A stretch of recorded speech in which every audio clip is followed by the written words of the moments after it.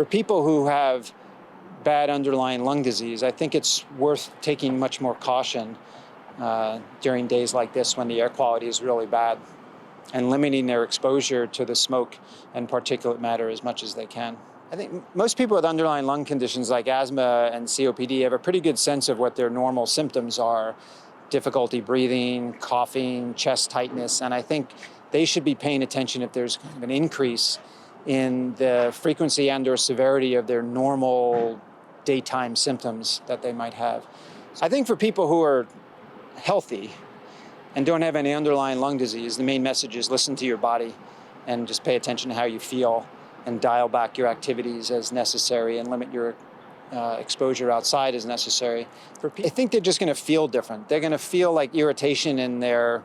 nasal passages, their throat. Their breathing may feel a little bit different. I don't think they're going to necessarily notice a difference in their ability to exercise and run at the same pace that they were running at previously, or ride their bike at the same pace that they were riding at previously. Fortunately, the one thing that would help decrease the amount of smoke and particulate matter in the air that you might inhale also happens to be one of the most important things that we can do right now to protect ourselves against COVID, which is wear a mask.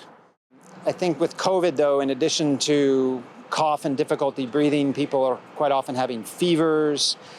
muscle aches, altered sensations of smell and taste, which you wouldn't necessarily expect any of those things as a result of being outside and exposed to the smoke that's in the air right now.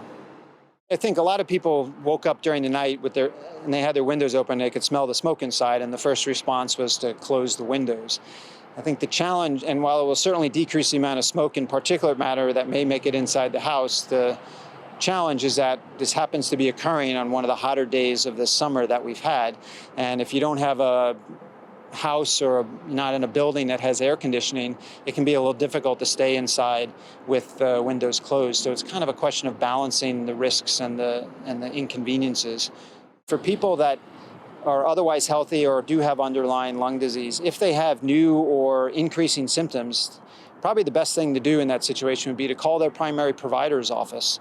and chat it over with one of the people in that office and see if there's anything they need to do differently, or ways they need to change their activities, or potentially new medications that they would need to take in the event that they had underlying lung disease.